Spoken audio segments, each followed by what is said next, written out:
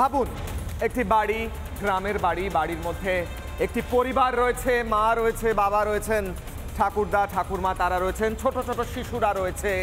সেই শিশুরা রাত্রের খাবার খেয়ে ঘুমোতে যাচ্ছে, খেলা করছে, আলোচনা করছে, গল্প করছে। রাত্রে ঘুমানোর সময় হঠাৎ বিস্ফোরণ, ছিন্ন ভিন্ন হয়ে গেল ছোট ছোট শিশুর দেহ।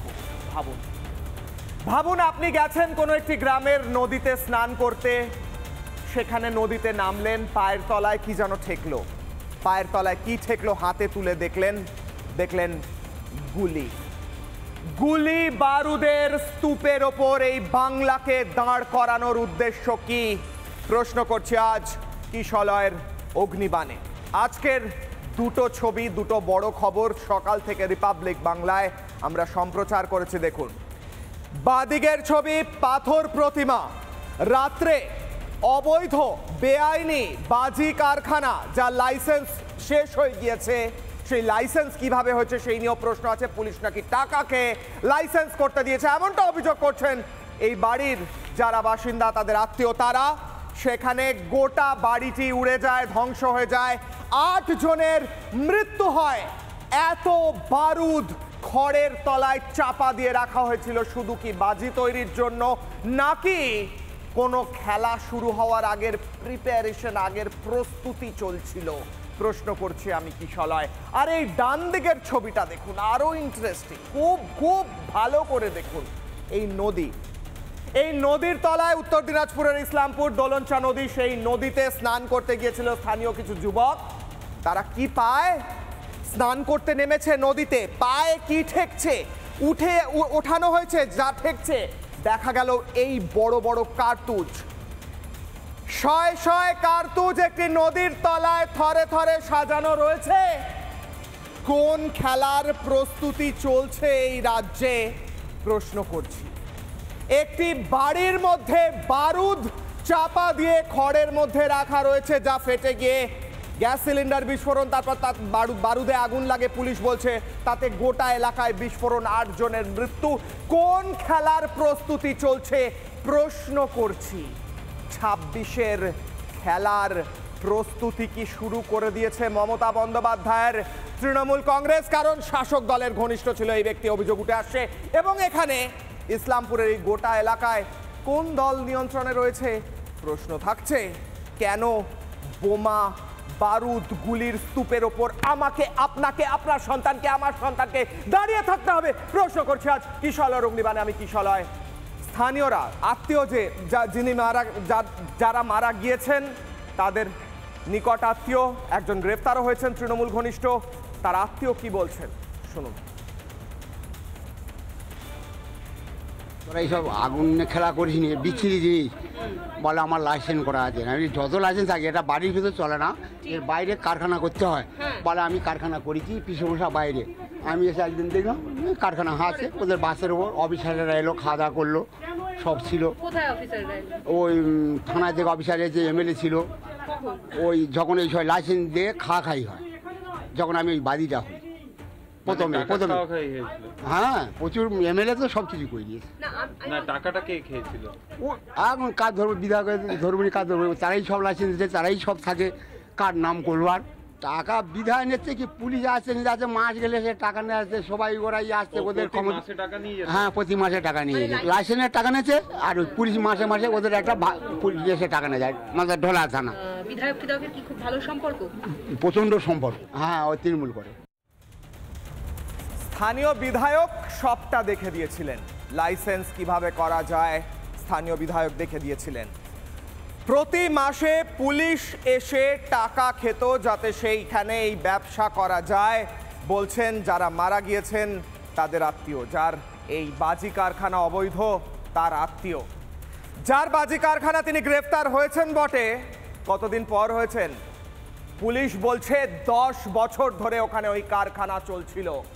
সেই 10 বছর ধরে যখন কারখানা চলছিল, সেখানে হঠাৎ করে এত বারুদ খড়ের গাদার মধ্যে লুকিয়ে লুকিয়ে কোন খেলা খেলছিলেন এ রাজ্যের শাসক দল? খেলছিলেন কি? প্রশ্ন করছি।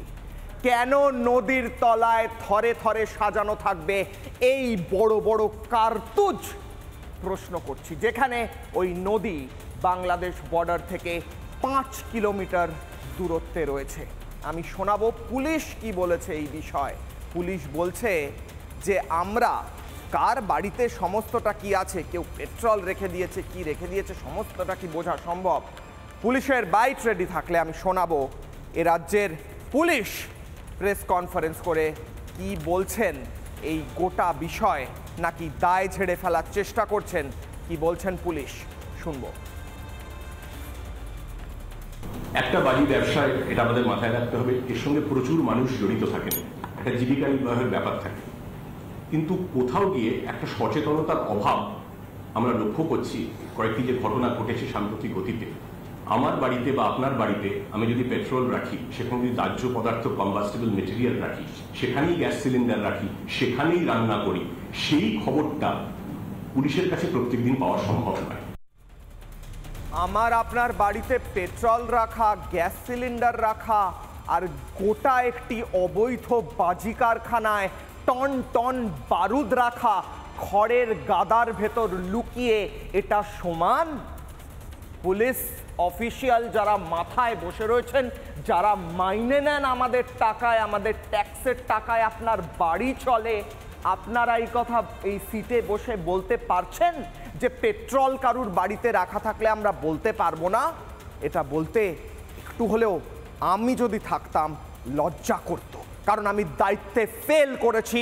আমার রাজ্যে আমি যেখানে দায়িত্বে রয়েছি সেখানে টন টন বারুদ রাখা রয়েছে একটি জায়গায়, বিস্ফোরণ হয়ে গেল, কেউ জানতে পারলো না, 8 জনের মৃত্যু হলো। ওই শিশুগুলোর মৃত্যুর দায় কে নেবে?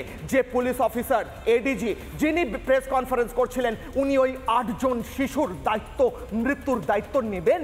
পেট্রোলের কথা বলছেন আপনি, পেট্রোল, বারুদ আর পেট্রোল, টন টন বারুদ আর 1 ডেচকি পেট্রোল এক হলো, এটাকে লজিক বলে, পড়াশুনো বলে?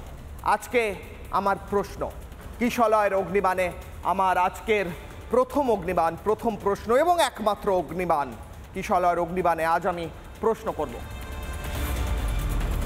আজ আমার প্রশ্ন, গুলি বারুদের ঠেলা শুরু, 26-এর খেলা, খেলা শুরু হবে, খেলা হবে, খেলবো, এমনটা বারবার বলা হয়েছে শাসক দলের তরফে। বারবার বলা হয়েছে না খেলা হবে। এত বারুদ জমিয়ে কোন খেলা খেলার চেষ্টা হচ্ছে? নদীর তলায় থরে থরে সাজানো রয়েছে বড় বড় কার্তুজ। কোন খেলা হচ্ছে? 26-এর খেলার প্রস্তুতি হচ্ছে। এসডিও যার দায়িত্ব এই এলাকা, তিনি বলছেন, কি বলছেন শুনলে চমকে উঠবেন। শোনাই, ফিরছে আলোচনায়, শুনুন। লাইসেন্সের আলাদা পোর্টাল আছে বা লাইসেন্সের ফাইল আছে, সেটা ফাইল দেখে বলতে হবে। এখনই আমি আপাতত সে ব্যাপারে মন্তব্য করতে চাইছি না। ঠিক আছে, আর একটা বিষয়, এলাকার লোকজন বলছে যে অভিযোগ করা হয়েছিল এই যে এটা, এবং পরিবারের একজন সদস্যই তিনি বলছেন যে অভিযোগ করা হয়েছিল যে ঘরের মধ্যে বাজি থাকে, বাজি এখানে বোম বিক্রি হয়, বোম বানানো হয়, এটা অভিযোগ করা হয়েছিল, কিন্তু কোনো কাজ হয়নি অভিযোগ জানিয়ে। সেটা আমার এন্ডে কোনো অভিযোগ আসেনি, যাই হোক এসডিওর এন্ডে আসেনি, সেটা আমরা দেখছি কি এখন কি হয়েছে আমরা একটা দেখে একটা রিপোর্ট। একজন বলেছেন এসডিও কে অভিযোগ জানিয়েছিলেন 2 বছর আগে। 2 বছর আগে আমি নিজেই 2 বছর আসিনি, যাই হোক সেটা কথা না, তো হতে পারে সেটা হয়তো ফরওয়ার্ড হয়েছে সেই সময়ে, সেটা দেখতে হবে।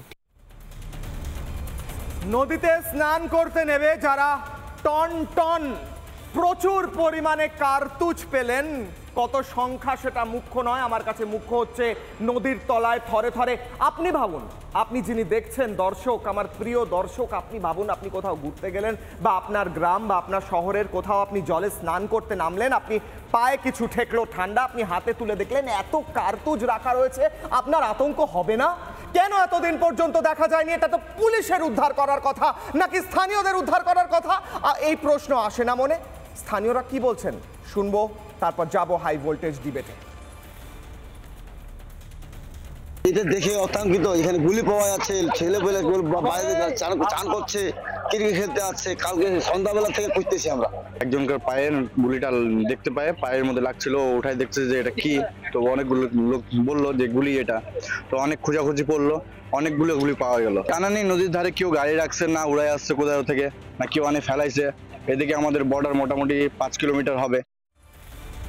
গুলি বারুদের ঠেলায় কোন খেলা খেলবে শাসক দল, প্রশ্ন করব আমি। আমার সঙ্গে এই মুহূর্তে যারা উপস্থিত রয়েছেন প্রত্যেকের কাছে যাব এবং তাদেরকে আমি ইন্ট্রোডিউস করবো। এই মুহূর্তে রয়েছেন সজল ঘোষ, বিজেপি মুখপাত্র সুকন্যা ভট্টাচার্য রয়েছেন আইনজীবী তথা তৃণমূলকে সমর্থন করেন রয়েছেন সত্যজিৎ ব্যানার্জি, প্রাক্তন পুলিশ কর্তা, অরিন্দম আচার্য রয়েছেন প্রাক্তন পুলিশ কর্তা, অরিত্র দত্ত বণিক রয়েছেন অভিনেতা তথা রাজনৈতিক বিশ্লেষক।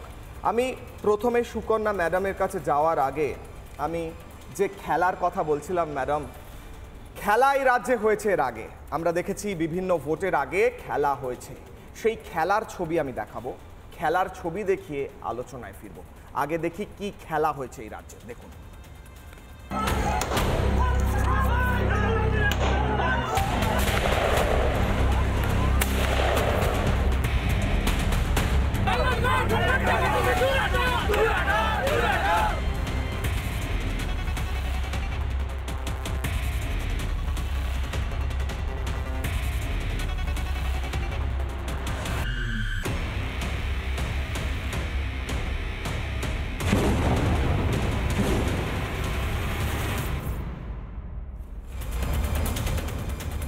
সুকন্যা ম্যাডাম, খেলা যা হয়েছে প্রতিবার তো একটু পারফরমেন্স বেটার করার চেষ্টা করে প্রত্যেক খেলোয়াড়।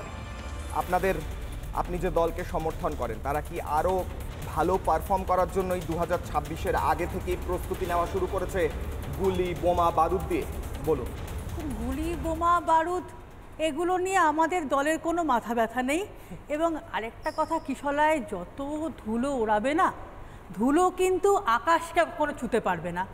যত চিৎকার করে আমাদের দল এই করলো, আমাদের দল এই করলো, এত কথা হবে, তত কিন্তু আমরা 26-এ 250 অবশ্যই পার করব। ধুলোয় মিশে গেল 8টি প্রাণ, যে ধুলোর কথা বলছেন সেই ধুলোয় মিশে গেল, বোমা বারুদে মিশলো, তার জন্য আমরা খুব দুঃখিত।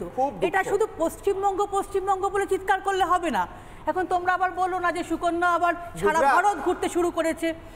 গুজরাট কেন, ইউপি, বিহার, মহারাষ্ট্র, ছত্তিশগড় সব জায়গাতে আমরা দেখতে পাই এই ঘটনাটা। একটা জিনিস হচ্ছে দুর্ঘটনা, এবং এটা খুব গুজরাটের যে ঘটনার কথা আপনি বলার চেষ্টা করছিলেন, আমার খোঁজ নেওয়া হয়েছে সেই কারখানাটির লাইসেন্স ছিল, দুর্ঘটনা হয়েছে। এই কারখানাটির লাইসেন্স 3 বছর আগে চলে গেছিল, ট্রেড লাইসেন্স। কারখানায় যখন এখানে পুলিশ প্রতি মাসে টাকা খেত। আসামে যখন বোম ব্লাস্ট হয় তখন সেটাও দুর্ঘটনা, এবং ছত্তিশগড়ে যখন বোম ব্লাস্ট হয় সেটাও দুর্ঘটনা, মহারাষ্ট্রে বোম ব্লাস্ট হলে সেটাও দুর্ঘটনা। শুধু বাংলার ক্ষেত্রে সেটা দুর্ঘটনা কিন্তু নয়। বাংলার ক্ষেত্রে শুধু তাহলে মহারাষ্ট্র, আপনারা যে কথা বলেন বারবার, আপনারা কম্পেয়ার করেন, গুজরাটের মতো মডেল আমরা চাই না। আপনি বলেন, আপনার দল বলে, আপনি যে দলকে সমর্থন করেন, ইউপির মতো মডেল আমরা চাই না, আপনার দল বলে, আসামের মতো মডেল আমরা চাই না। আর আপনি সেই আসাম গুজরাটের সঙ্গেই কম্পেয়ার করছেন যখন, তখন আপনি আসাম গুজরাটের যে সরকার আছে সেই সরকারকে আনুন এখানে, আপনারা পদত্যাগ করে দিন। বাংলা যেরকম চাই দুষ্কৃতি মুক্ত হোক, আপনারা এত বোমা বারুদ কেন জড়ো করছেন? আপনাদের দলের কর্মীরা কেন এত বোমা বারুদ জড়ো করছে? বোমাবাজির আগুন জ্বলছে, সেটাও কিন্তু আমরা চাই না। প্রত্যেকটা এই ধরনের ঘটনা আমরা তীব্র নিন্দা করি, এবং সেখানে যে দুষ্কৃতীরা আছে, যদি কোনো অন্যায় কাজ করে থাকে, যদি কেউ কোনো রকম অভিযোগ নিয়েও সেই কাজটা না করে থাকে, তারও আমরা তীব্র নিন্দা করি। সেখানেই হচ্ছে তৃণমূলের সাহস। তৃণমূল যেরকম আমরা নিজেরাও আত্মসমালোচনা করি, অন্যদের ক্ষেত্রেও বলি ওটা অন্যায়, অন্যায়টা আমাদের ক্ষেত্রে অন্যায়, অন্যায়টা অন্যদের ক্ষেত্রে অন্যায়। সেখানে বিজেপি বা অন্য কোনো পার্টিকে আমরা কোনোদিন ফেল করি, অন্যায় করতে সেই সাহসটা আমাদের আছে। একবার সারা ভারতবর্ষের প্রত্যেককে জিজ্ঞেস করে দেখো কি চলায়, সেখানে কেন এই ঘটনাগুলো ঘটছে? সেখানে তো এই ঘটনাগুলো ঘটার ব্যাপার নয়, সেগুলো তো স্বর্গ, একমাত্র নরক হিসেবে তোমরা দেখাচ্ছ হচ্ছে পশ্চিমবঙ্গ। আমরা বলতে পারি পশ্চিমবঙ্গই একমাত্র সেফ জায়গা, এটা ন্যাশনাল ক্রাইম রিপোর্টেও বলছে। পশ্চিমবঙ্গ দেখো, দুর্ঘটনা ঘটবে না, দুষ্কৃতি থাকবে না, এই সরু রাস্তা, তবে সেই সরু রাস্তার আমাদের প্রায় 1 কিলোমিটার যাওয়ার পর একটা বিরাট বাজি কারখানা, যার মধ্যে টন টন বারুদ, সেটিকে লাইসেন্স দেওয়া হলো কি করে? সেখানে এমএলএ লাইসেন্স পেতে সাহায্য করেছেন আপনাদের দলের এমএলএ, এমনটা বলছেন সেখানে রাখতেও। এত বড় একটা দল, এত মানুষ, 3 বছর আগে ট্রেড লাইসেন্স ব্যান হয়ে গিয়ে হয়ে গেছে। বাজির লাইসেন্স এক জিনিস নয়, কোথাও যদি এই ঘটনাটা ঘটে থাকে তার তদন্ত নিশ্চয়ই হবে। এমএলএ করেছে, এমএলএ অ্যারেস্ট হয়েছে, যদি কেউ এটা করে থাকেন তার নিশ্চয়ই অ্যারেস্ট হয়েছেন। দেখো ঘটনাটা আমি এখনো জানি না ওখানে কি হয়েছে, কে জানা উচিত তো। অভিযোগ হচ্ছে 8 জন মারা গিয়েছেন ম্যাডাম কাল রাতে, জানার কথা না। তাহলে 24 ঘন্টা হতে চললো। আছেন, যদি কেউ এই অন্যায়ের সাথে, এই দুষ্কৃতিকারী কাজের সাথে যুক্ত থাকে তার অবশ্যই আমাদের নেত্রী বারবার বলেছেন কারুর সম্বন্ধে যদি অভিযোগ থাকে তার কড়া শাস্তি হওয়া উচিত এবং নিশ্চয়ই হবে। হ্যাঁ, আমি সজলদার কাছে যাব। সজলদা, গুজরাটেও বাজি কারখানায় বিস্ফোরণ হয়েছে কিছু আধ ঘন্টা আগে, হয়েছে। আপনারা খালি এই রাজ্যের কথা বলেন, এটা তো একটা দুর্ঘটনা। এরকম করে রাজ্যটাকে বদনাম করে দিচ্ছেন, গোটা সেই রাজ্যে শুধু দুর্নাম কেন দুর্নাম করছেন? এরকম ভাবে বদনাম করে দিচ্ছেন আপনারা। আমি বলছি এখানে দুর্ঘটনা যেটা ঘটেছে সেটা 2011 সালের 2রা মে, সবচেয়ে বড় দুর্ঘটনা, যে বাংলার মুখ্যমন্ত্রীর নাম মমতা বন্দ্যোপাধ্যায় ওই দিন শপথ নিয়েছিলেন।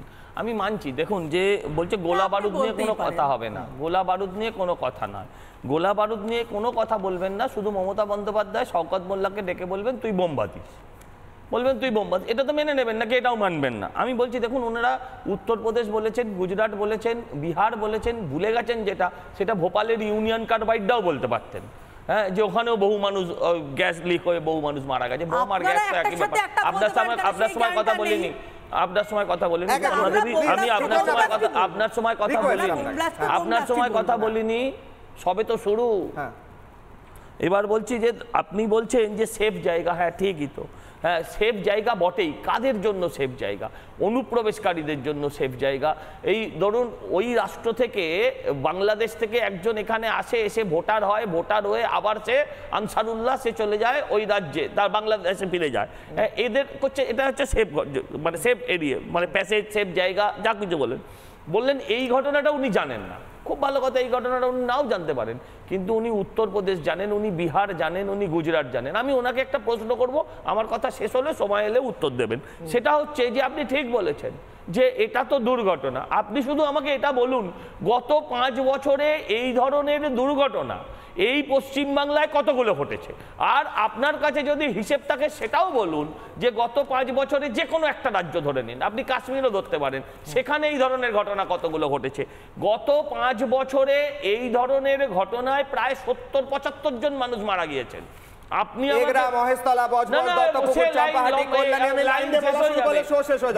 প্রচুর সাধ্যবাড়ি মমতা ব্যানার্জি গিয়ে খেয়ে এসছে এদের। আমার প্রশ্ন হচ্ছে যে এই একটা ঘটনা একবার হলে দুর্ঘটনা, দুবার হলে দুর্ঘটনা, যদি প্রত্যেক দিন ঘটে, প্রতি 3 মাস অন্তর ঘটে, তাহলে এটা যদি বছরে একবার হয় তাহলে বাৎসরিক ঘটনা, 6 মাসে একবার হলে এটা হাফ ইয়ারলি ঘটনা, কোয়ার্টারলি ঘটনা। আপনি এইভাবে বলুন ঘটনাকে। আমার প্রস্তুতি চলছে, আমি প্রস্তুতি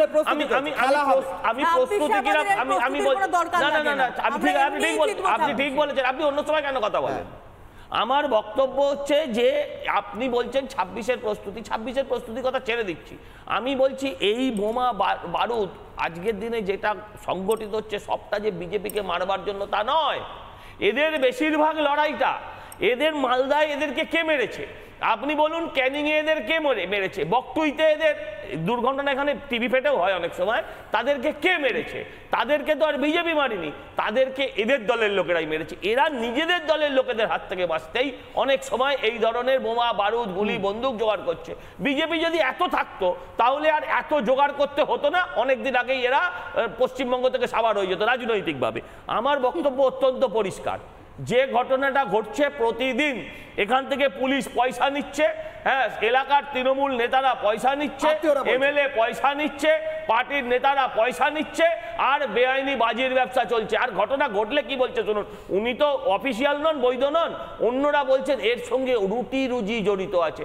আমার বক্তব্য চোলাই মদের সঙ্গে রুটি রুজি জড়িত আছে। নদীর তলায় এত কার্তুজ পড়ে থাকবে না, নদীতে জল নাই, নদীতে জল থাকার কথা ছিল, সেখানে পলি পড়ে গেছে, সেখানে ড্রেজিং হয় না, সেখানে জল নেই, সেখানে বুলি আছে।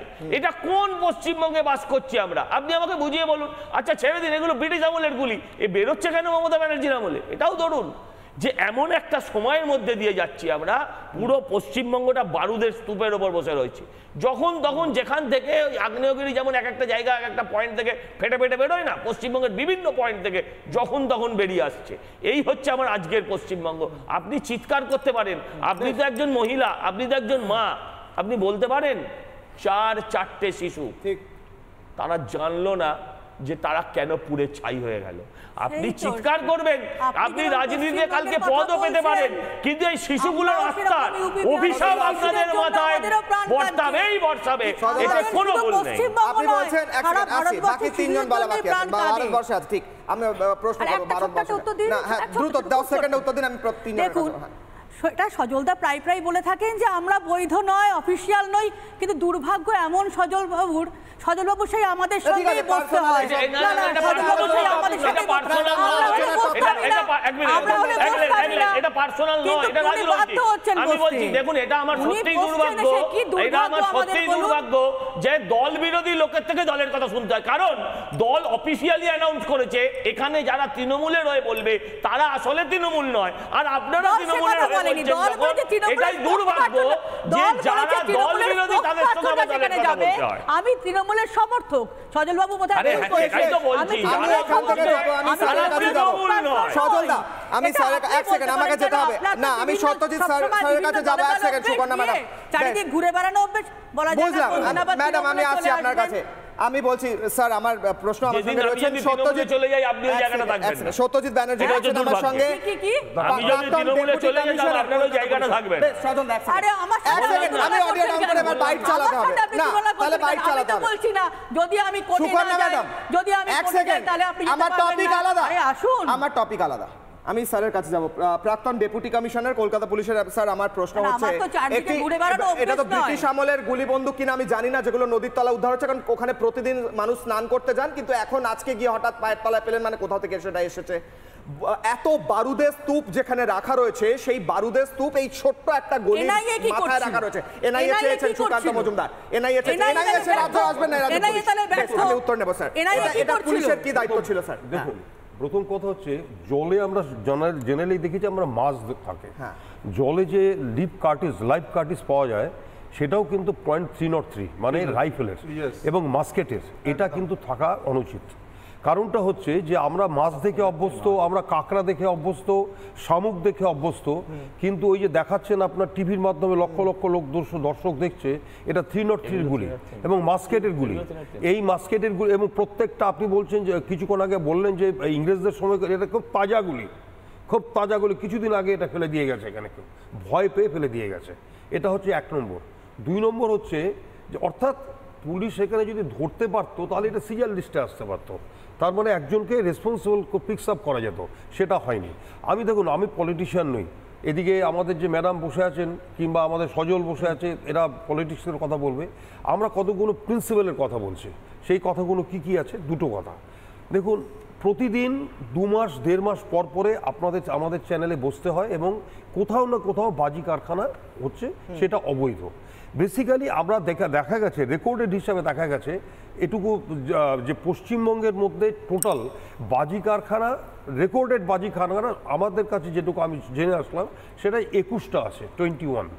এখন এখানে 15 কেজির পারমিশন না বেশি পারমিশন, সেটা ডিস্ট্রিক্ট ম্যাজিস্ট্রেট স্থির করে।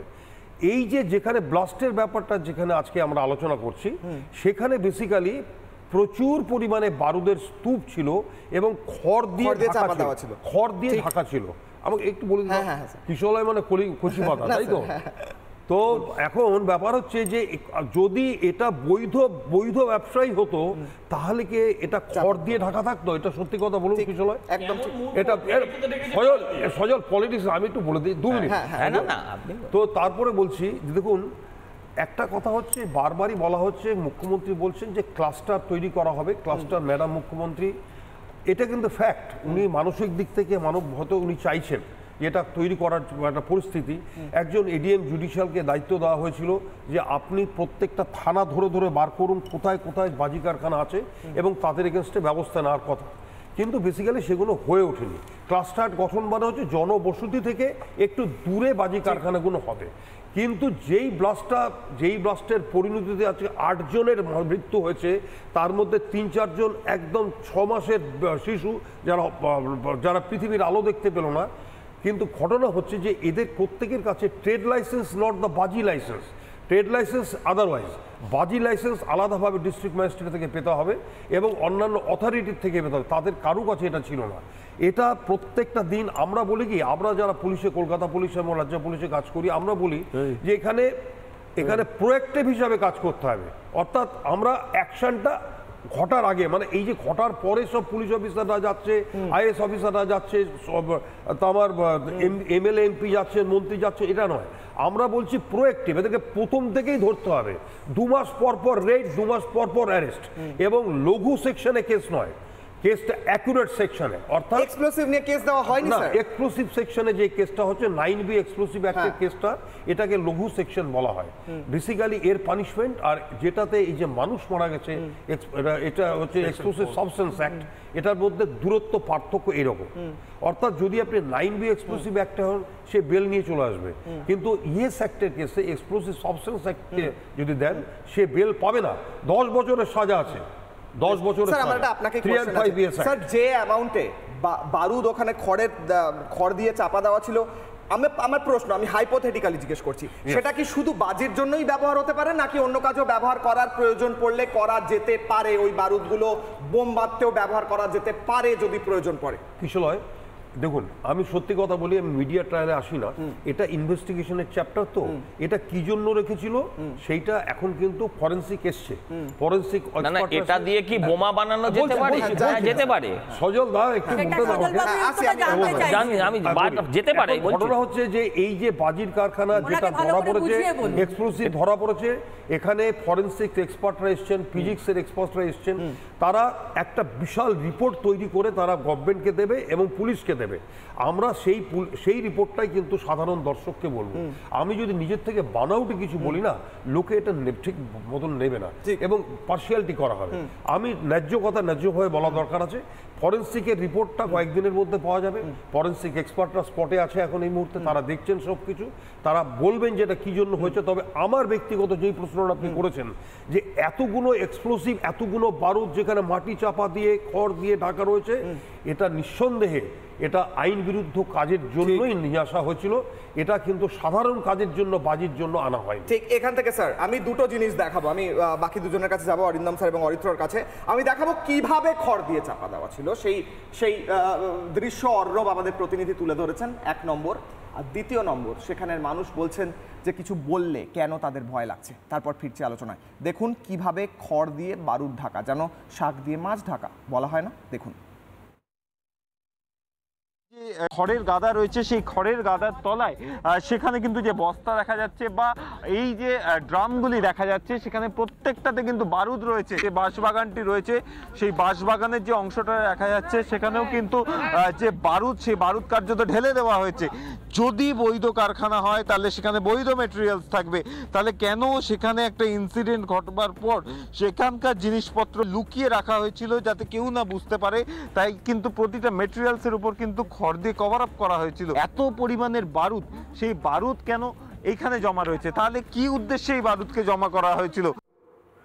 টন টন বারুদ খড় দিয়ে চাপা দিয়ে রাখা কেন? বাজি বানাতে কি বারুদ খড়ের তলায় চাপা দেওয়ার কোনো প্রসেস আছে? আমি দেখছিলাম ইন্টারনেটে গুগল করে, না, এরকম কোনো পদ্ধতি নেই। খড়ের গাদার তলায় চাপা দেওয়া মানে ওটার পিছনে কোনো কারণ থাকতে পারে, যেমনটা স্যার বলছিলেন। এবার আমি অরিন্দম বণিক বলে একজনের বক্তব্য শোনাবো। চন্দ্রকান্ত বণিকের আত্মীয়, তিনি বলছেন, তাকে জিজ্ঞেস করা হয়েছিল কিছু বলুন কি হয়েছে, কি বলছেন তিনি, দেখুন। এই যে বাড়িতে বাজি রাখা হয়েছে, বাজি মজুত করা হয়েছে, এটা কি বৈধভাবে হতো? লাইসেন্স কি ছিল? বলতে পারবো না, কারণ দেখুন এখানে হয়তো আমাদের উপর টর্চার হতে পারে, সেটা হচ্ছে। কিসের টর্চার হতে পারে বলতে পারবো না, সেটা তো আপনারা হয়তো আশা করি বুঝতে পারছেন। না, আমরা বুঝতে পারছি না কারা করতে পারে। কিসের ভয় পাচ্ছেন আপনারা? দলীয় নেতারা করবে, আবার কারা করবে? কোন দলের নেতারা করবে এটা তো উল্লেখ করতে পারবো না। কোন দলের নেতারা করবে? তাহলে তো আমাদের ফ্যামিলির উপরে প্রেসার চলে আসে। কারণ এটা বলে দিলে হয়তো আপনারা আজ নিউজ করে চলে গেলেন, আর দুদিন পরে আমার উপর চাপ এলো, আমার ফ্যামিলির উপর টর্চার হলো, তখন তো আপনারা দেখতে আসবেন না। আপনাদের অভিযোগ ওটা তো একদম বলা যাবে না, ভয়তেই বলতে চাইছি। আমি অরিন্দম স্যারের কাছে আসবো। স্যার, খড়ের গাদায় খড় দিয়ে সুন্দর করে চাপা দেওয়া বারুদের টনটন বারুদ, একটা ছবি দেখালাম। আরেকটা ছবি জল বইছে ওপরে কলকল করে কলতানের মতো এবং নিচে থরে থরে কার্তুজ সাজানো। আমি তো বলছি কোনো পরিকল্পনার অংশ কি একদমই হতে পারে না, নাকি নেহাতি কাকতালীয়? সময় অত্যন্ত কম। স্যার যে কথাটা বলেছে আমি সেই মাত্র সহমত পোষণ করে অন্য একটা কথা বলছি। আমাদের দর্শকবৃন্দ যারা শুনছেন, আপনাদের মনে আছে 16 মে 2023 এগরাতে ভানুবাগ সহ যে 11 জন না 14 জন মারা গেছিল, তার পরবর্তীকালে 6 থেকে 7 দিনের মধ্যে পশ্চিমবঙ্গের মুখ্যমন্ত্রী ছুটে গিয়েছিলেন এবং আপনারা যদি শুনে থাকেন, দেখে থাকেন, এটা নিয়ে প্রোগ্রাম করেছি। ওখানে নিঃশর্ত ক্ষমা প্রার্থনা করেছিল, ক্ষমা, হাত জোর করে ক্ষমা চেয়েছিল যারা মারা গেছিল তাদের পরিবারের কাছে, তাদেরকে সাহায্য বার্তা দিয়ে নানা রকম। আপনি বলুন 16/5/2023, আপনার একটা হিসাব দিচ্ছি, মহেশতলা 20/5/2023 যে ঘটনা চিংড়ি পোতা হয়েছিল, কজন মারা গেছিল? টোটাল মারা গেছিল, সে অ্যারেস্ট হয়েছিল 24 জন। এবার ছেড়ে দিন। 22/5/2023 দুবরাজপুর, মনে ভুলে গেলেন? শেখ সাফক আলী কৃষক, 100টা তাজা বোমা, আজকে একটা ফ্লোর উড়ে গেল। আপনারা বলছেন এটা বাজির জন্য। আচ্ছা, এবার আমি আপনাকে শেষ করছি। মাননীয় মুখ্যমন্ত্রী সেদিন একটা নির্দেশ দিয়েছিল 6 দিন পরে, সেটা 7টার মধ্যে একটা পয়েন্ট আমি আপনাকে বলছি। একটা পয়েন্ট হচ্ছে, একবার ধরা পড়লে কেউ যদি এই পরিবারের এই বাজি বিক্রি করতে লিপ্ত না থাকে এবং হয়ে থাকে, নিশ্চিত করতে হবে অফিসার ইনচার্জকে। কেন অফিসার ইনচার্জ? কেন ওখানকার লোকাল এমএলএ নেই? ওখানকার কেন প্রধান নেই? কেন অফিসার ইনচার্জ হবে?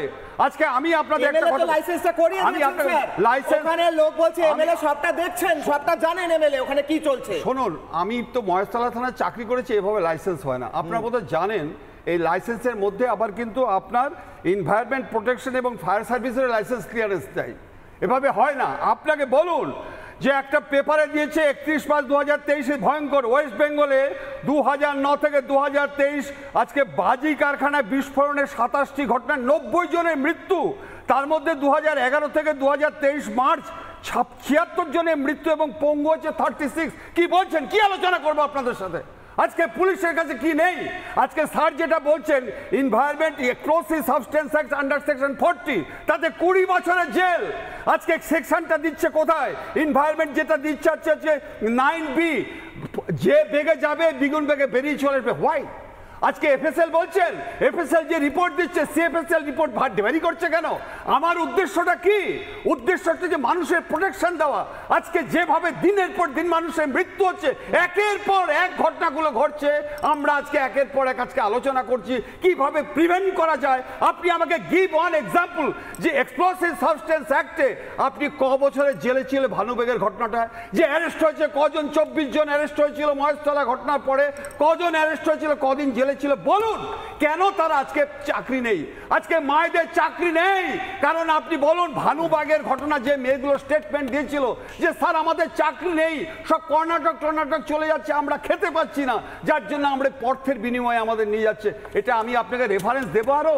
কারণ হচ্ছে গিয়ে লোকাল পুলিশ স্টেশনের যেমন নজর দেওয়া দরকার, সেইভাবে স্থানীয় অঞ্চল পঞ্চায়েত প্রধান এবং ওখানকার এমএলএ তারাও সাইমেলটেনিয়াসলি দায়ী। কারণ আপনি শুধু অফিসে বললে হবে না, এই ক্ষেত্রে আপনাদের লক্ষ্য করতে হবে, আইনটা যখন মুখ্যমন্ত্রী বলছে, আইনটা যখন ডিজি বলছে, তখন ইমপ্লিমেন্টেশনটা ঠিক মতো হচ্ছে কিনা শুধু ওসি নয় ভাই, ওখানকার যারা রাজনৈতিক নেতা রয়েছে তাদেরও একটা দায়িত্ব থাকে। ঠিক একেবারে স্যার। এখান থেকে আমি আজকে এডিজি বললেন 10 বছর ধরে ওখানে এই কারখানা চলছে। 10 বছর আগে কি হয়েছিল প্রশ্ন, 10 বছর ধরে কেন চলছে প্রশ্ন, 10 বছর পর কারখানায় বিস্ফোরণ হয়ে যাওয়ার পর পুলিশের কেন নজর এলো প্রশ্ন, ওখানে এমএলএ কি করছিলেন, ওখানের জনপ্রতিনিধিরা কি করছিলেন প্রশ্ন। শুনবো বাইট, তারপর আসবো আলোচনায়। শুনুন। বাজি কারখানা আমরা খতিয়ে দেখছি, স্থানীয় সূত্রে আমাদের ইনকোয়ারি এখনো চলছে, বছর 10 ধরে চলছিল বলে প্রাথমিকভাবে আমরা জানতে পেরেছি। ইলিগাল কারখানা কি লিগাল কারখানা, নথিপত্র কি আছে, তাদের লাইসেন্স ছিল কি ছিল না, সেটা সবই ইনভেস্টিগেশনের ব্যাপার, আমরা বিস্তারিত খতিয়ে দেখছি।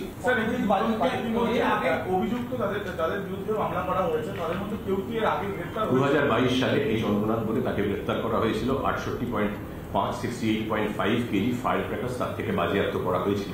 এর আগে তার নিয়ে একটা কেস রেকর্ড আমরা পেয়েছি। অরিত্র চন্দ্রকান্ত বণিক আগেও অ্যারেস্ট হয়েছে, তৃণমূল ঘনিষ্ঠ বলছেন তার আত্মীয়রা। এমএলএ সব কাজ করে দিয়েছে বলছেন, 10 বছর ধরে ওখানে কারখানা চলছিল, এখন বিস্ফোরণ হয়ে 8টা লোক মরে গেছে, তারপর বোঝা গেছে আবার লোক মরবে, আবার বোঝা যাবে মানুষ মরবে, মানুষ জন্মেছে যখন মরতে তো হবেই, তাই না? বলো, ভগবত গীতার কথা বলো। দেখুন, প্রথমত এর মধ্যে এত জটিলতার কিছু নেই, তার কারণ সিপিএমের আমলে যে ডিস্ট্রাকটিভ পলিটিক্যাল স্ট্রাকচারটা সিপিএম ফেলে রেখে গেছে, সেই ধ্বংসস্তূপের ওপরে দাঁড়িয়েই তৃণমূল কংগ্রেস সরকার তৈরি করেছে এবং তারা সিপিএমের স্ট্র্যাটেজিটা অবলম্বন করেই তারা গভর্নেন্সটা চালাচ্ছে। তাদের রাজনৈতিক আদর্শ এবং রাজনৈতিক অপারেশন দুটোই বামফ্রন্টের মতো প্রায় সমসাময়িক, রাদার অনেক বেশি অ্যাগ্রেসিভ। এখন এই যে বিভিন্ন জায়গাতে আজকে যে ঘটনাগুলো দেখছেন, এগুলো কোনোটাই বিক্ষিপ্ত ঘটনা নয়। আপনারা শুধু বেআইনি বাজি কারখানা ইত্যাদিগুলো দেখছেন, আমি আপনাকে আরও দুটো অ্যাসপেক্ট বলে দিচ্ছি। কলকাতা শহরে এবং বাংলার অন্যান্য বিভিন্ন শহরগুলিতে প্রচুর এরকম খাবারের দোকান রয়েছে, যেই দোকানগুলির কোনো রকম ফায়ার লাইসেন্স, ফুড লাইসেন্স নেই। যেখানে কমার্শিয়াল গ্যাস সিলিন্ডার নিয়ে কাজ করার কথা, সেখানে ডোমেস্টিক সিলিন্ডার এক জায়গায় বেআইনিভাবে মজুত করে এই খাবারের দোকানগুলো চলে। প্রচুর জায়গায় আপনারা যে গ্যাসের অটো দেখেন, আমার এলাকাতেই এরকম হয়েছিল, একটা বেআইনি ভাটিখানা তার পেছনের দিকের একটি জায়গাতে দীর্ঘদিন ধরে কিছু ওই অটোতে গ্যাস ভরা হতো, কাটা গ্যাস যেটাকে বলা হয়, সেই কাটা গ্যাস ভরা হতো এবং প্রায় 3-4টে সিলিন্ডার বাস্ট করে মানুষজন আহত হয়েছিল। তারপর সেই ভাটিখানাকে ওখান থেকে বিদেয় করা হয়েছে।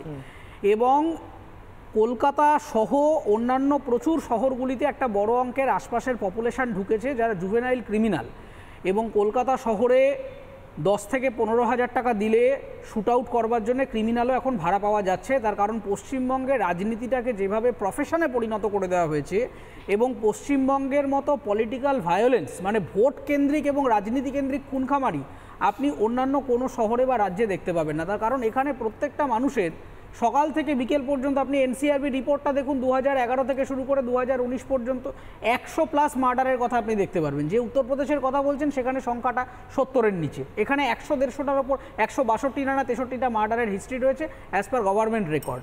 তার কারণ হচ্ছে প্রত্যেকটা জায়গাতেই আপনি একদম সঠিক জায়গাটা পয়েন্ট আউট করেছেন যে এইখানে বাজি কারখানা বা এই ধরনের জিনিসগুলো হচ্ছে একটা ফ্রন্ট, এটা সামনে দেখানো হচ্ছে। আমরা প্রশ্ন করছি যে এখানে লাইসেন্স আছে কি লাইসেন্স নেই, এটা এখানে ইমেটেরিয়াল। আমাদের যেটা খুঁজে বার করতে হবে সেটা হচ্ছে এই বাজি কারখানাটা আসলে একটা লোক দেখানো ধাঁচা, এর পেছনে অন্ধকারে অন্য কিছু একটা অ্যাক্টিভিটি হয়। সেই অ্যাক্টিভিটিগুলো কি, সেইটাকে চাপা দেওয়ার জন্য বাজি কারখানা, লোকালয়, বিভিন্ন জায়গায় এভাবে খুলে রাখা হয়েছে। প্রচুর জায়গায় বেআইনি অস্ত্র আপনারা দেখছেন। শিয়ালদা স্টেশনে কিছুদিন আগে একটা বড় অঙ্কের এসটিএফ অপারেশন হলো, বেআইনি হাতিয়ার হচ্ছে। কলকাতা শহর এই মুহূর্তে এবং পশ্চিমবঙ্গ ওভারঅল এই মুহূর্তে সবথেকে বড় একটা চ্যানেল হিসেবে ব্যবহৃত হচ্ছে, যেহেতু এখানকার গভর্নমেন্ট বারংবার বিভিন্ন জঙ্গি সংগঠনগুলিকে ফ্রেন্ড রিকোয়েস্ট পাঠায়, প্রত্যেকদিন কথায় কথায় ফ্রেন্ড রিকোয়েস্ট পাঠাচ্ছে। তো তার জন্যে এইটা হয়ে গেছে উগ্রপন্থা, জঙ্গিবাদ এবং ক্রিমিনালদের সেফ হেভেন। তারা এই রাজ্য এবং শহরকে ব্যবহার করে কোথাও নেপালে পাচার করছে, কোথাও আফগানিস্তানে পাচার করছে, এই রুটটাকে ব্যবহার করছে। এবং যেহেতু আমাদের একটা শিলিগুড়ি কানেকশন রয়েছে, আমাদের এই বাংলাকে ব্যবহার করে দীর্ঘদিন ধরে হচ্ছে। এসটিএফ বারবার ধরছে, কিন্তু সব থেকে বড় কথা এই যে বলছেন পুলিশ কাজ করে না, এই কথাটা ভুল। পুলিশকে কাজ করতে দেওয়া হয় না। প্রত্যেক জায়গাতে আপনি দেখুন, আপনি ট্রান্সফার লিস্টগুলো খুঁজে দেখুন, যখনই কোনো আইসি কিংবা ওসি কাজ করতে যাচ্ছেন, তাকে রাজনৈতিকভাবে প্রেশার ক্রিয়েট করে একটা অন্য জায়গায় ট্রান্সফার করে দিচ্ছে। এই ট্রান্সফারের খেলাটা একটা ব্যুরোক্র্যাটদের মধ্যে থ্রেট তৈরি করেছে। সেই কারণে যারা পুলিশে কাজ করতে আসছেন তারা তাদের পেশাগত কম্পালশনের জন্য বিভিন্ন এমএলএ, এমপি, পঞ্চায়েত প্রধান, আপনারা তো দেখছেন পঞ্চায়েত প্রধান টেবিল চাপড়ে কথা বলে, বিডিওর আইবুড়ো ভাত একজন লোকাল নেত্রী আয়োজন করছে। এইগুলো করে করে গণতন্ত্র এবং পুলিশ গিয়ে প্রণাম করছে নেতাকে, এইগুলো আপনারা দেখছেন উর্দি পড়ে।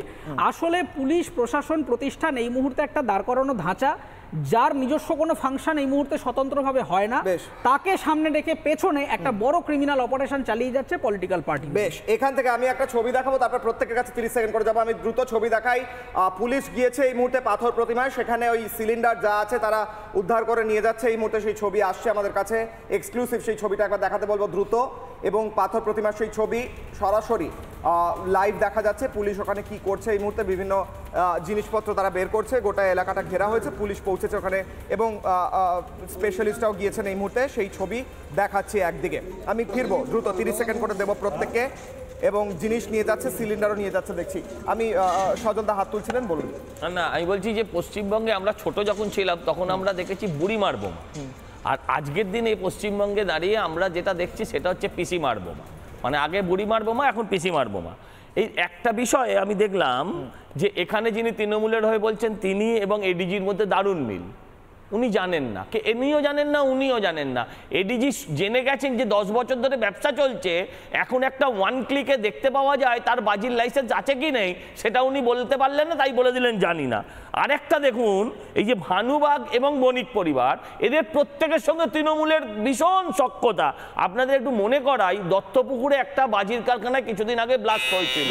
সেই দত্তপুকুরের কারখানাটার পাশে দেখা গেছিল ল্যাবরেটরি পাওয়া গেছিল, যেখানে বিদেশি কোম্পানির বিকার থেকে শুরু করে সমস্ত একটা ল্যাবরেটরিতে উন্নত মানের যেটা থাকে সেটা। আপনি বলুন তো, বোমা আপনি বাজি বানাবেন, চকলেট বোমা বানাবেন, আপনি টুকরি বানাবেন, আপনি রকেট বানাবেন, রং মশাল বানাবেন, ল্যাবরেটরি কিসের জন্য প্রয়োজন? এখান থেকেই বোঝা যায় যে যতই চিৎকার করুন না কেন, আসলে পর্দা আড়ালে 30 সেকেন্ড দ্রুত, আমি তারপর 10 সেকেন্ড করে দিতে পারবো দ্রুত। হ্যাঁ দেখুন, আপনারা রাজ্য পুলিশ, কলকাতা পুলিশ প্রশাসন সবার উপরে কোশ্চেনটা করলেন, কিন্তু একবারও বুকের পাটা বা আঙুল তুলে এনআইএর দিকে কোশ্চেনটা তুলে দিচ্ছেন না। এই যে এনআইএ কি করছে, অবশ্যই এনআইএর একটা দায়িত্ব থেকে যায়। থামুন তো, আরে থামুন, এনআইএর একটা অবশ্যই দায়িত্ব পেয়ে। আর এখানকার এসটিএফ চুপ করুন, আরে চুপ করুন, আপনি চুপ করুন। আমাদের এখানে এসটিএফ যথেষ্ট দক্ষতার সাথে কাজ করছে এবং এনআইএর একটা অবশ্যই দায়িত্ব। এবং বাংলা এবং ইউপি হিসেবে, বাংলা এবং ইউপি হিসেবে বাংলায় তো কেসগুলো রেকর্ডেড হয়, ইউপিতে সেই সাউন্ডটা করে, ইউপিতে সেই রেকর্ডটা আপনারা করতে পারবেন না, ইউপিতে সেই রেকর্ডটা আপনারা করতে পারবেন না যে ওখানে কতগুলো কারখানা আছে, ইউপিতে সেই সাহসটা আপনারা করতে পারবেন না। এনআইএর কথাটা একটু বলে দেওয়া দরকার আছে। যখন কেসটা 9B এক্সক্লুসিভ একটা কেসটা লেখা হবে, তখন এনআইএ ঢুকতে পারবে না। যখন এটা ইএস এনআইএ এতদিন ধরে কি করছিল? যখন এটা ইএস একটা কেস লেখা হবে, তখন কিন্তু এনআইএ এটা ঢুকবে। ঠিক, একটা সেন্টেন্স ন্যাশনাল ইনভেস্টিগেশন এজেন্সি রাজ্য সরকার না চাইলে, হাইকোর্ট না দিলে ঢুকতে পারে না। তাহলে এনআইএ তাহলে কোনো দায়িত্ব নেই, এনআইএ কোনো দায়িত্ব নেই, এনআইএ তাহলে দায়িত্ব থেকে মুক্ত, প্রশ্নটা এনআইএ তাহলে দায়িত্ব থেকে মুক্ত। তাহলে এখানে তাহলে 356 রাষ্ট্রপতি শাসন জারি করে দেওয়া হোক, তাহলে বলে দিতে হবে না, পারে না, বললে তো হবে না। এনআইএ নিতে পারে না। যদি কেন্দ্রীয় এজেন্সিকে ডেকে করাতে হয়, তাহলে রাজ্য পুলিশ বিভাগটা তুলে দেওয়া উচিত, তাহলে প্রশাসন এখানকার রেখে লাভ। তাহলে কেন্দ্রীয় সরকারের কোনো দায়িত্বই নেই। না না, আমার কাছে একটা সমস্যা, 26 এর প্রস্তুতি, 26 প্রশ্ন করছি 26 এর প্রস্তুতি কি এখন থেকে শুরু হয়ে গিয়েছে এবং সেই কারণে বারুদ, বোমা, গুলি মজুদ চলছে? একবার মনে করিয়ে দেবো দর্শকদের কোন খেলার প্রস্তুতির কথা বলছি আমি। মনে আছে পঞ্চায়েত ভোট, বিধানসভা ভোট, লোকসভা ভোট? দ্রুত দেখাবো, দেখে নিন একবার একদম শেষ করার সময় কি খেলার প্রস্তুতি চলছে। আপনারাও প্রস্তুত হয়ে যান, দেখুন। নানা ধরনের কন্টেন্ট দেখার জন্য লাইক করুন, শেয়ার করুন আমাদের ফেসবুক পেজ, সাবস্ক্রাইব করুন আমাদের ইউটিউব চ্যানেল। পাশাপাশি অন্যান্য ব্রেকিং নিউজের জন্য অবশ্যই চোখ রাখুন রিপাবলিক বাংলায়।